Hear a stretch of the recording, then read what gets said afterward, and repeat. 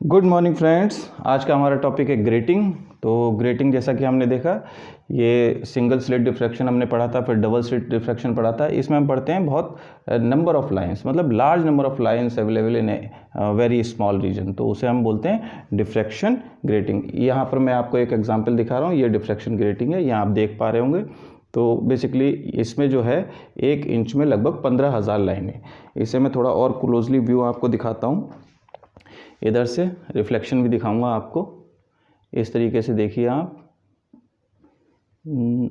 थोड़ा सा एडजस्टमेंट बिगड़ गया है, ये आप देखिए, ये देखिए आपको ये रॉड के कलर्स दिखाई दे रहे होंगे, रेड, ब्लू, येलो। तो ये डिफ्रैक्शन के थ्रू ये दोनों सेपरेट आउट हो रहे हैं। और एक और एक्सपेरिमेंट अभी आपको मैं दिखाता हूँ, उसके लिए मैं लाइट जो है उसे कम कर लूँ। अब देखिए यहाँ पर मैं, ये मेरे पास मोनोक्रोमेटिक लाइट है जो कि लेज़र है, इसे मैं यहाँ पर लगाऊंगा। तो देखिए ये जो बीच में बन रहा है यहाँ पर इस जगह पे ये प्रिंसिपल मैक्सिमा है, और उसके बाद ये फर्स्ट मैक्सिमा, फिर सेकंड मैक्सिमा। तो इस तरीके से बाकी के मैक्सिमा मिल रहे हैं। बीच का जो ये पोर्शन है, खाली पोर्शन है, उसे हम मिनिमम बोलते हैं। तो ये ट्रांसमिशन में मिल रहा है हमें। और रिफ्लेक्शन में अगर देखेंगे तो इस तरीके से मैं आपको दिखाता हूँ कि मैं इस साइड से रख रहा हूँ, तब भी इस साइड में हमें क्या है, डिफ्रैक्शन मिलेंगे। ये देखिए, तो ये डिफ्रैक्शन दोनों तरफ मिलता है, इस तरफ भी मिल रहा है, जैसे उस तरफ दीवार पे भी ये जा रहा है ना। तो दोनों तरफ ही जो है ये डिफ्रैक्शन जाता है। ओके, तो मैंने आपको बेसिक आइडिया डिफ्रैक्शन का दे दिया। अब मैं अपनी लाइट्स को ऑन कर देता हूँ, तो इसके बारे में समझते हैं कि ये बेसिकली है क्या। तो डिफ्रैक्शन ग्रेटिंग मैंने आपको बता दिया। एक और रिप्रेजेंटेशन है जो हम यहाँ पर दिखाते हैं कि मान लीजिए ये हमारी डिफ्रैक्शन ग्रेटिंग है, और ये कई नंबर्स ऑफ लाइंस, लगभग मैंने जैसे अभी आपको जो दिखाई थी उसमें 15,000 लाइनें थी, किसमें, 1 इंच में, है ना। तो ये एक लार्ज अमाउंट है। चलिए इसके बाद इसकी थ्योरी को समझते हैं कि हम कैसे अचीव करेंगे। मैं इसे रब कर देता हूँ। हमारा पहला टारगेट होता है पाथ डिफरेंस को फाइंड आउट करना, पाथ डिफरेंस पथांतर, है ना। तो जितना भी डेविएशन हुआ है, जैसे मान लीजिए ये लाइट रे सीधी आ रही है, डिफ्रैक्शन के थ्रू ये एक थीटा एंगल पर डेविएट हो गई, और after the diffraction it will fall on a lens. इस लेंस से हम क्या करते हैं, फिर से फोकस करते हैं हमारी स्क्रीन पर। मान लीजिए कोई पॉइंट है जो कि P है, कोई भी पॉइंट है जो P है किसी भी प्लेस पर, और ये मान लीजिए सेंटर पॉइंट है, इसे हम C बोल देते हैं। ओके, तो ये थीटा एंगल पे डेविएट हुई, हमें पाथ डिफरेंस चाहिए। पाथ डिफरेंस इस रे और इस रे में अगर देखा जाए, पाथ डिफरेंस कितना होगा, तो वो होगा S2m। ये वाला जो है, इन दोनों के बीच अगर देखा जाए, इस वाली रे और इस वाली रे, तो पाथ डिफरेंस कितना होगा, S2m। तो यहाँ से आप देख सकते हैं कि अगर ये एंगल थीटा है, ओके, तो ये वाला एंगल हमारा कितना होगा, ये वाला एंगल होगा 90 माइनस थीटा। ये वाला एंगल होगा, मैं इधर लिख देता हूँ, ये वाला एंगल होगा 90 माइनस थीटा। अब ये क्योंकि हमने परपेंडिकुलर ड्रॉ किया है to find out the path difference, है ना, कितना डिफरेंस हुआ है, तो बेसिकली ये भी एक ट्राइंगल, तो ये वाला एंगल कितना होगा, फिर से 90 माइनस थीटा, 90 माइनस थीटा, ये हो जाएगा थीटा। तो यहाँ पर मैं लिख देता हूँ, ये वाला जो एंगल है वो बेसिकली थीटा है। तो साइन थीटा आपको पता होता है क्या होता है, मैं डायरेक्ट लिख रहा हूँ, वैसे आप साइन थीटा के रूल से निकाल सकते हैं, है ना। साइन थीटा होता है परपेंडिकुलर अपॉन हाइपोटेनियस। तो चलिए मैं लिख के बता देता हूँ। तो sine theta equals to perpendicular, यहाँ इस ट्राइंगल में S2 M1 S1, तो इसमें साइन थीटा क्या होगा, साइन थीटा होगा हमारा परपेंडिकुलर S2M और इंटू S1 S2, है ना। तो ये डिस्टेंस हमें पता है, S1 S2 क्या है, साइन थीटा आपको पता ही है, साइन थीटा है, S2M, यही हमें फाइंड आउट करना है, into perpendicular upon hypotenuse, sorry मैंने ये गलत लिख दिया, अपॉन होगा ये, अपॉन हाइपोटेनियस S1 S2, तो ये हो जाएगा E प्लस डी। E क्या है, बेसिकली इस स्लिट की विड्थ है, ये वाली जो स्लिट है इसकी विड्थ है, और D बेसिकली क्या है, the distance between two slits, ये दो स्लिट के बीच का डिस्टेंस D है ना। अगर मैं यहाँ पर रिप्रेजेंट करना चाहूँ तो ये वाला जो डिस्टेंस है, ये वाला ये D है, ये D है, और ये वाला जो डिस्टेंस है ये E है। ओके, तो ये ई प्लस डी कैसे आया, हम बेसिकली कहाँ से लेते हैं, मिड वे से, हम ये स्लिट के मिड पॉइंट से लेंगे इधर, तो ये ई बाई टू हो जाएगा ऊपर वाले में, है ना, और इधर से ई बाई टू, तो ई बाई टू मिलकर हो जाएगा ई, और डी तो बीच का डिस्टेंस है ही, तो ये पूरा डिस्टेंस मिड टू मिड है ना, स्लिट के मिड पॉइंट से और यहाँ पर मिड पॉइंट तक अगर लेंगे तो ई प्लस डी आएगा। तो बेसिकली S2m इक्वल्स टू हमें मिलेगा ई प्लस डी साइन थीटा। तो इसमें कोई बहुत बड़ी मैथमेटिक्स नहीं है, तो मैं इसे एक ही बार में लिखूंगा। ओके, चलिए मैं इसे लिख देता हूँ फिर से, S2m S2m1 will be equals to e plus d sine theta. ठीक इसी तरीके से अगर मैं इसमें फाइंड आउट करना चाहूँ S3m2 है ना, S3m2 that is also equal to e plus d sine theta. तो अगर मैं किन्हीं भी दो कंजिक्यूटिव आसपास की कोई भी दो रेज के बीच का पाथ डिफरेंस फाइंड आउट करना चाहूँगा तो हर केस में मुझे यही मिलेगा। ठीक है, तो किसी भी दो के बीच में अगर पाथ डिफरेंस, तो पाथ डिफरेंस मेरा यही मिलेगा। मैं किसी एक को ले लेता हूँ, मान लीजिए मैंने इसे ले लिया। ठीक है, तो पाथ डिफरेंस फाइंड आउट करने के बाद हम फेज डिफरेंस किसी का भी फाइंड आउट कर सकते हैं। तो फेज डिफरेंस इक्वल्स टू हमारे पास एक फॉर्मूला होता है जो हमने इंटरफेरेंस में भी पढ़ा था, phase difference equals to 2 pi by lambda into path difference.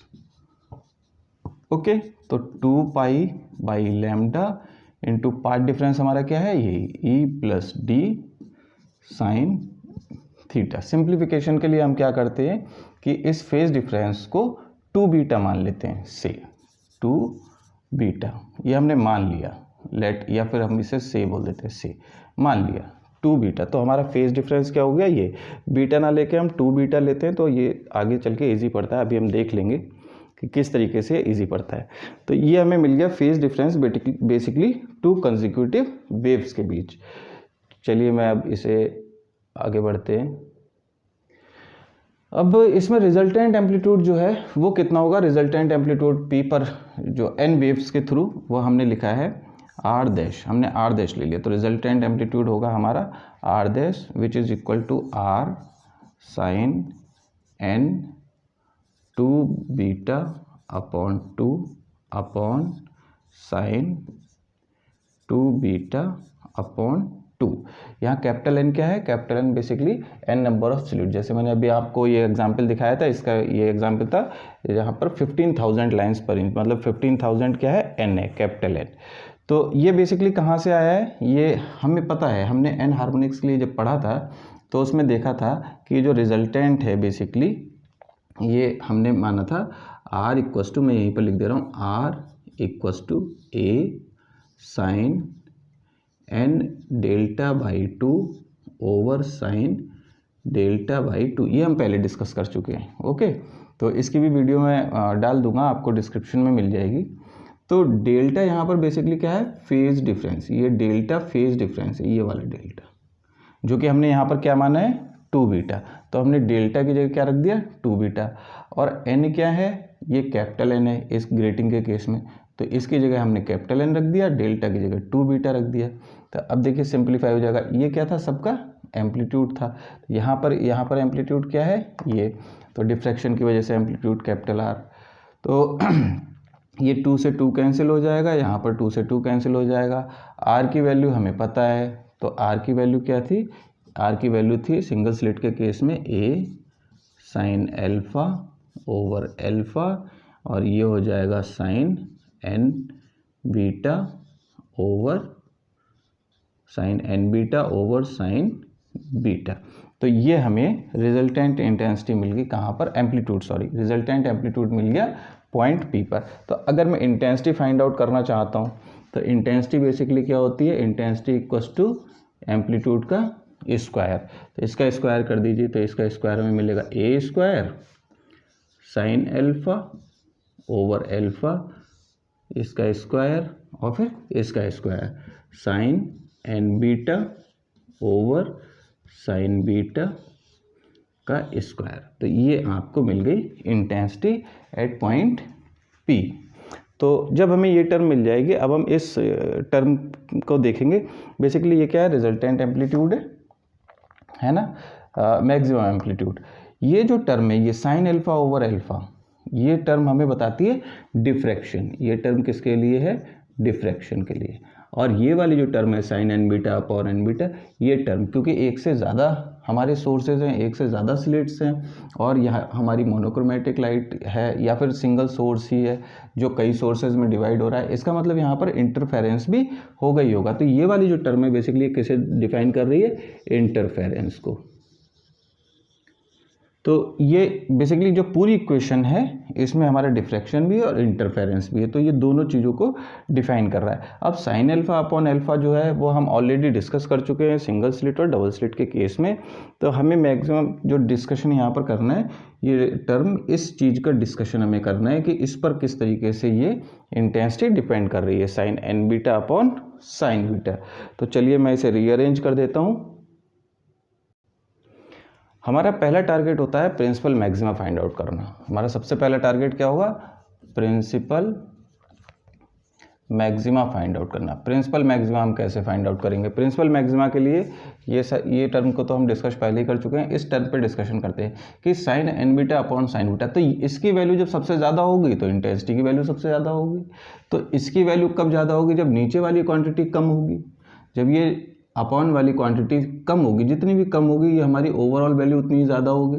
तो साइन बीटा जो कम से कम कितना हो सकता है? 0 हो सकता है, मतलब ये 0 की तरफ अप्रोच करे। तो प्रिंसिपल मैक्सिमा के लिए क्या होना चाहिए? Sine beta equals to 0। तो साइन बीटा इक्वस टू जब हम 0 करेंगे तो ऑब्वियसली साइन बीटा 0 लेंगे तो also sine n beta automatically 0 हो जाएगा।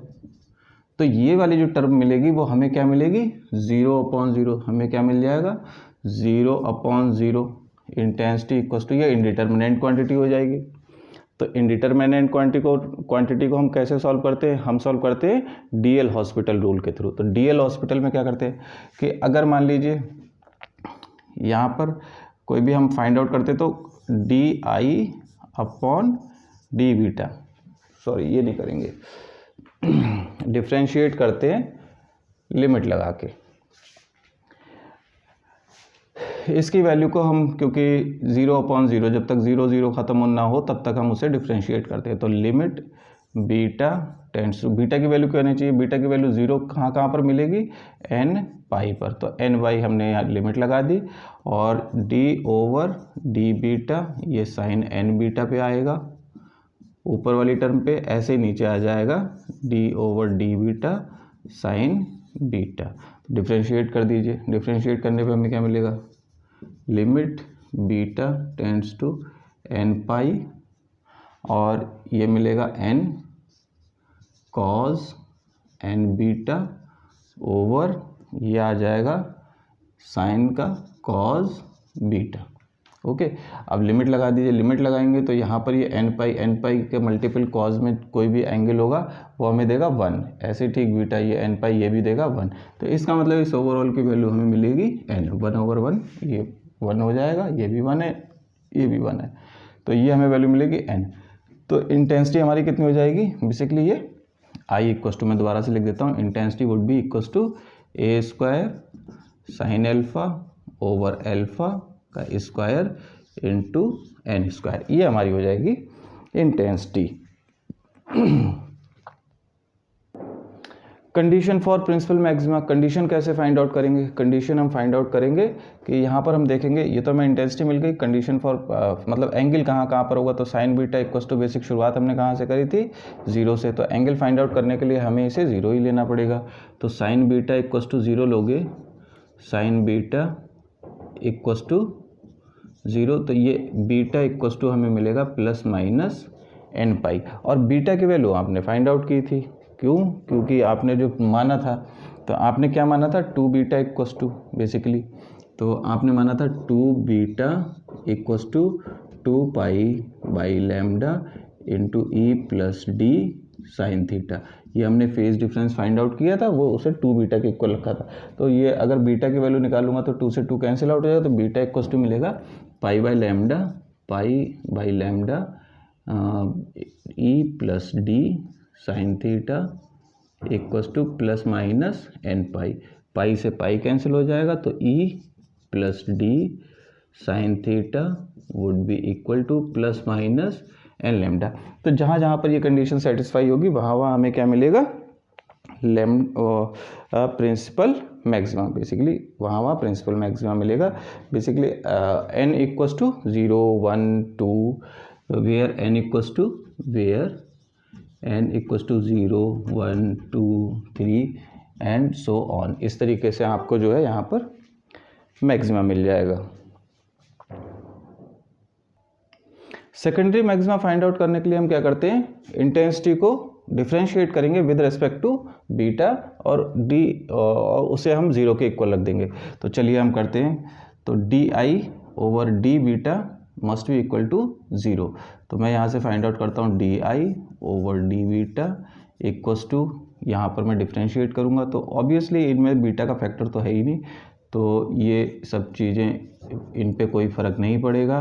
तो अल्फ़ा ओवर अल्फ़ा स्क्वायर, इसे मैं डी ओवर डी बीटा, तो ये आपका डिफ्रेंशिएट हुआ with respect to beta sine beta square. Okay, और इसे मैं 0 के इक्वल रखूँगा।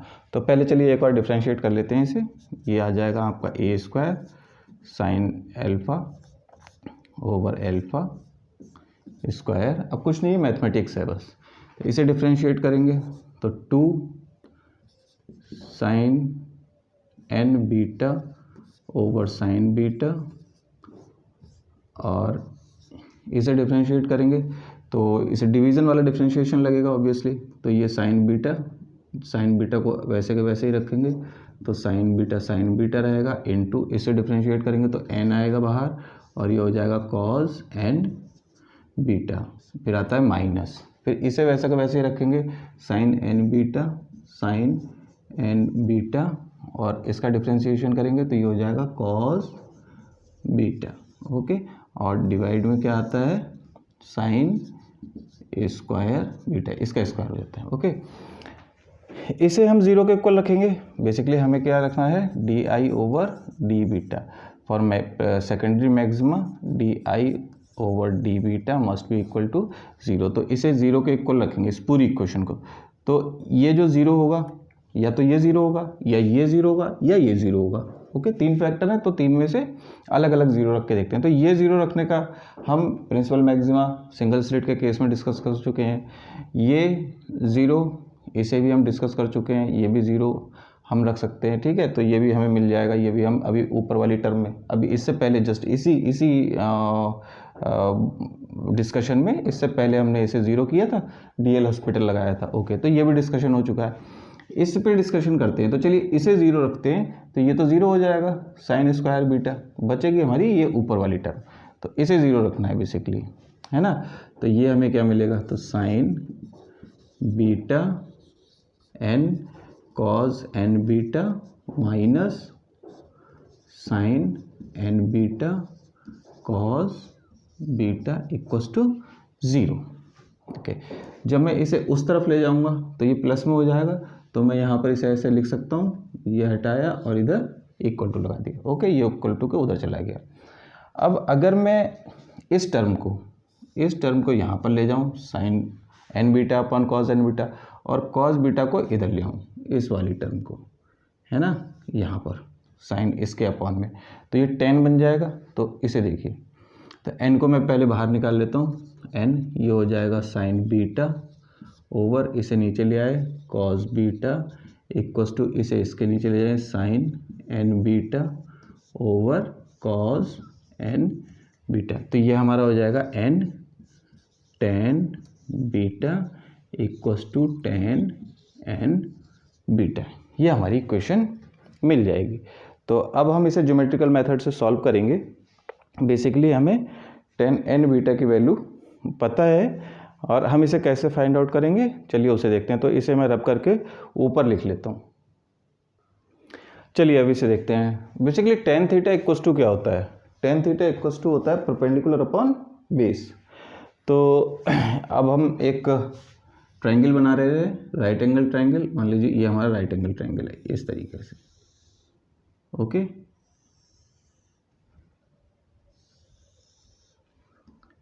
ये थीटा होता है, तो यहाँ थीटा इस केस में क्या है, एन बीटा। N beta.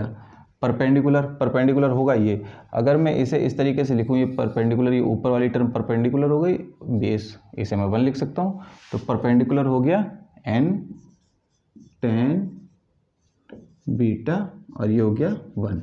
तो हाइपोटेन्यूज क्या हो जाएगा, n under root, Pythagoras theorem लगा देंगे तो ये हो जाएगा n square tan square beta plus 1। Okay, तो ये हमारी जो टर्म है वो हाइपोटेन्यूस आ गई। हमने ऐसा क्यों किया, क्योंकि हमें बेसिकली इस टर्म की वैल्यू चाहिए, इस वाली टर्म की, है ना। तो साइन एन बीटा की वैल्यू आप यहाँ से फाइंड आउट कर सकते हैं आप, क्योंकि एंगल आपको पता है। तो साइन थीटा इक्वल्स टू क्या होता है, परपेंडिकुलर अपॉन हाइपोटेनियस। तो साइन एन बीटा की वैल्यू आपको मिल गई यहाँ से, और साइन बीटा की वैल्यू वो साइन बीटा ही रहेगी, है ना। तो ये साइन बीटा, तो इंटेंसिटी क्या हो जाएगी, इंटेंसिटी बेसिकली आपको मिलेगी, intensity equals to a square sine alpha over alpha का स्क्वायर, और साइन एन बीटा की वैल्यू मैं यहाँ ब्रैकेट लगाता हूँ, बड़ा ब्रैकेट। तो साइन एन बीटा हो जाएगा perpendicular n tan beta upon under root n square tan square beta plus 1 upon sine beta. ये आपकी इंटेंसिटी मिल गई, है ना। तो इस तरीके से हम जो है इंटेंसिटी को डिफाइन करेंगे और इसे सिंप्लीफाई कर सकते हैं। वैसे यहीं पर एक और सिंप्लीफिकेशन कर देता हूँ, यहाँ एक लाइन और लिख देता हूँ, a square sine alpha over alpha square, और ये इसे अपॉन में ला के आएंगे tan n tan beta over sine beta under root n square tan square beta plus 1 का स्क्वायर। तो इस तरीके से आप जो है इंटेंसिटी को डिफाइन कर सकते हैं। चलिए अब हम इसके इंटेंसिटी डिस्ट्रीब्यूशन के ग्राफ को देख लेते हैं। ये मैंने यहाँ पर प्लॉट कर दिया है। तो ये हमारा प्रिंसिपल मैक्सिमा है, ओके, डिफ्रैक्शन के टर्म में, जैसा कि मैंने आपको एक्सपेरिमेंट में दिखाया था, जो सेंटर पे मिल रहा था। ये प्रिंसिपल मैक्सिमा हो गया, इसे हम बोलते हैं जीरो ऑर्डर प्रिंसिपल मैक्सिमा। इसकी इंटेंसिटी बहुत ज़्यादा होती है, ठीक है। उसके बाद क्या होते हैं, कुछ स्मॉल मिनिमा, बहुत ही स्मॉल मिनिमा हमें मिलते हैं, है ना। तो उन्हें हम कंसीडर नहीं करते हैं। जो दूसरा हमें इंटेंस ब्राइटनेस मिलती है उसे हम बोलते हैं n=1 पे first order principal maxima, okay. हैं ये सभी प्रिंसिपल मैक्सिमा। ये क्या है, जीरो ऑर्डर प्रिंसिपल मैक्सिमा। फिर ये जो हमें मिला है सेकंड ऑर्डर प्रिंसिपल मैक्सिमा, ये जो है सेकंड ऑर्डर सेकंड ऑर्डर, ये फर्स्ट ऑर्डर। इसे बेसिकली लिखना चाहिए सेकंड जीरो ऑर्डर, हाँ ठीक है, first order principal maxima, second order principal maxima. तो इस तरीके से हम जो है इसके ग्राफ को रिप्रेजेंट करते हैं। तो ये हमारे जो है डिफ्रैक्शन ग्रेटिंग के केस में इस तरीके से आप डिफाइन करेंगे। तो आज के लिए बस इतना ही। अगर आपको इसमें कोई प्रॉब्लम है, थोड़ा सा लंबा टॉपिक है, तो आप मुझे कमेंट कर सकते हैं और मुझे भेज सकते हैं। Please like and subscribe my channel. Thank you.